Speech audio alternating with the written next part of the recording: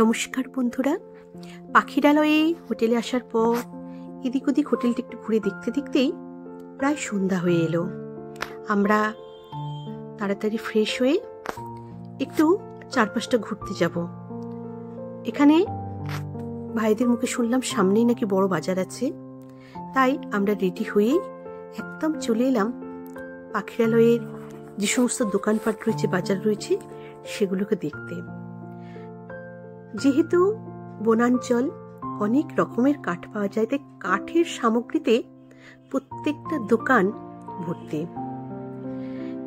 কি সুন্দর সুন্দর জিনিস তৈরি হয়ে আছে প্রত্যেকটা দোকানে। আমরা তো কি দেখবো আর না দেখবো, সবাই মিলে আমরা হাজির হয়েছি পাখিরালয় বাজারে। সত্যি অপরূপ সুন্দর দেখতে এই বাজারটা। আর ভাবছিলাম, একটা সময় এই পাখিরালয়ে মানুষ পা রাখতে দ্বিধাবোধ করত। সময়ের সাথে সাথে গাছ কেটে বসতি স্থাপন করে চারপাশে এত বড় বড় বাজার বসেছে, এখানে না আসলে কল্পনা করা যাবে না। তাই মানুষ চাইলে কিনা পারে। বাজারের ফাঁকেই আমরা একটু ফুচকা খেয়ে নিলাম সকলে মিলে।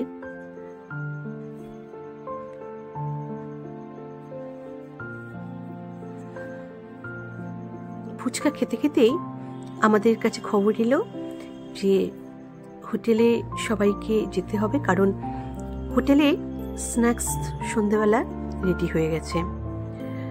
সন্ধ্যেবেলা হোটেলের ভিউটা খুবই সুন্দর। পাখিরালয়ের এই লজটি কাহিনী লজ, এবং আমরা শুনলাম আমরা যাবার এক সপ্তাহ আগে এটা ওপেন হয়েছে। আর সুন্দরভাবে সাজানো গোছানো, ঘরগুলো একদম ঝাঁ চকচকে। দূর থেকে হোটেলটা অপরূপ সুন্দর দেখতে। আর প্রত্যেকটা যারা রয়েছেন এই লজে যারা আমাদের দেখাশোনা করছেন, সকলেরই ব্যবহার অত্যন্ত সুন্দর। আমরা এলাম, কফি, চা আর সাথে পকোড়া, ভেজ পকোড়া, চিকেন পকোড়া সব রকমই ছিল, আমাদেরকে দেয়া হচ্ছে। আমরা সবাই এক এক করে নেব।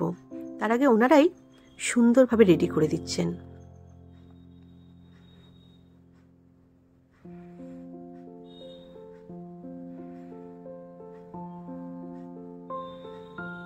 সুন্দরবন ট্যুরের এটাই মজা, নিজেদেরকে কিছুই করতে হয় না। যিনি দায়িত্ব নেন তিনি সমস্ত কিছু করে দেন, আর আমরা শুধু ঘুরি, খাই আর আনন্দ করি।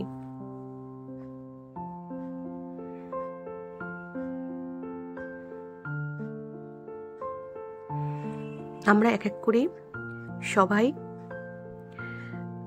প্লেট তুলে নিলাম খাওয়ার জন্য। এই যে কাহিনী কটেজ একদম নতুন হয়েছে, কেউ পরবর্তীকালে যেতে চাইলে এই কাহিনী কটেজটা ভীষণই সুন্দর, গিয়ে থাকতে পারেন। আমাদের তো ভীষণ ভালো লেগেছে। আর নিয়মাবলীও দেয়া রয়েছে, কি করতে হবে কি করতে হবে না, প্রত্যেকটা হোটেলেই দেয়া থাকে।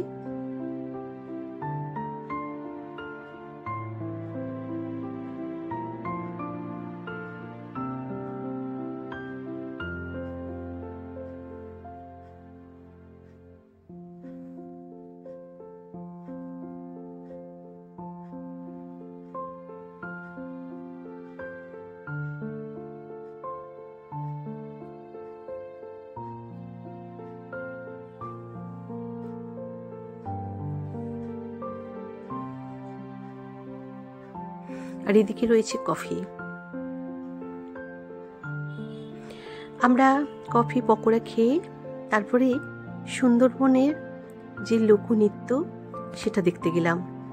খুব সুন্দর, খুব ভালো লাগছিল দেখতে।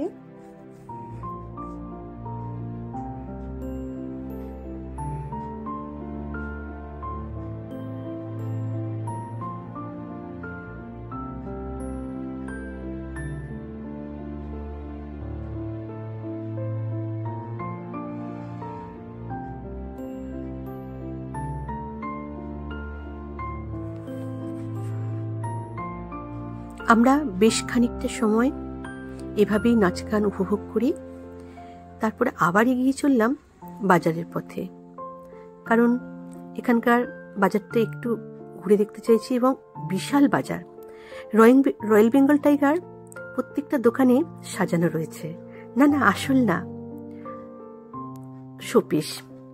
আর যেহেতু কাঠের আধিক্য, তাই চতুর্দিকে কাঠের জিনিস। আর রয়েছে খাবারের দোকান।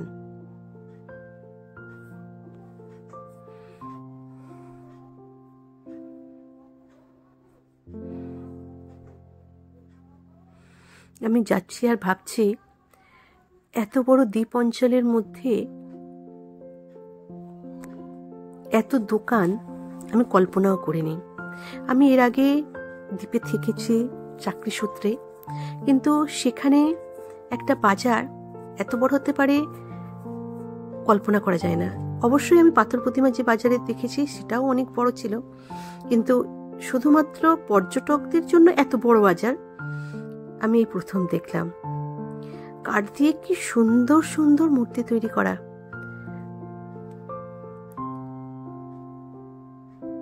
দেখলেই মনে হবে বাড়ির জন্য নিয়ে আসি।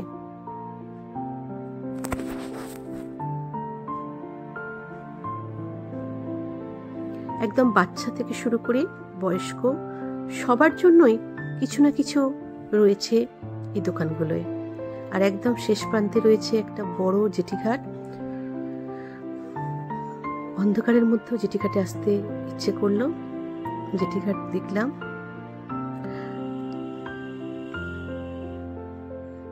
এখানেও চতুর্দিকে নৌকা বা লঞ্চ রাখা রয়েছে। জেটিঘাট থেকে এগিয়ে এসেই ওই যে অন্ধকারের মধ্যে গাছের আড়ালে আলো জ্বলছে। অনেকে আবার সারা রাতেই নদীতেই থাকবেন, নৌকায়, লঞ্চে। এটাও একটা অ্যাডভেঞ্চার। এখানে একটা বনবিবির মন্দির ঘেরা রয়েছে। মন্দিরে প্রণাম করে আমরা এবার আমাদের কটেজের দিকে এগিয়ে যাব। অনেকটাই রাত হয়ে গেছে, এবার গিয়ে খাওয়া দাওয়া করে ঘুমোতে হবে।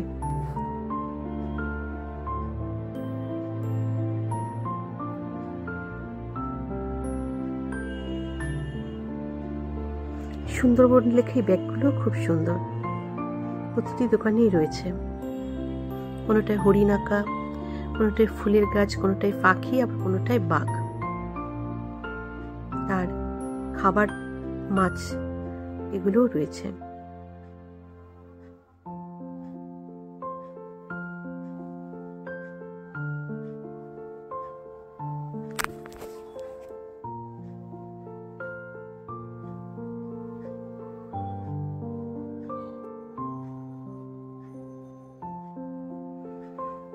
আমি, আমার ভাইঝি, আমার জামাইবাবু, আমরা ধীরে ধীরে এবার এগিয়ে যাচ্ছি। কারণ অনেকেই এই পুরো বাজারটা ঘোরেনি। আমাদের ইচ্ছে ছিল পুরো বাজারটা একটু দেখার, তাই আমরা অনেকটা এগিয়ে এসেছি।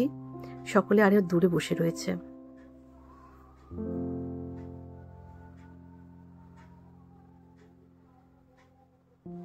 এবার বাড়ি ফেরার তারা, আমরা আস্তে আস্তে বাড়ির দিকে রওনা দিলাম। এসে উঠলাম কাইনি কটেজে। উপর থেকে ভিউটা ভীষণই সুন্দর দেখতে। চটপট ফ্রেশ হয়ে আবার নিচে গেলাম খাবার জন্য, কারণ রাতের খাবার এখানে খুব তাড়াতাড়ি দেওয়া হয়। আমরা সবাই খেতে বসলাম।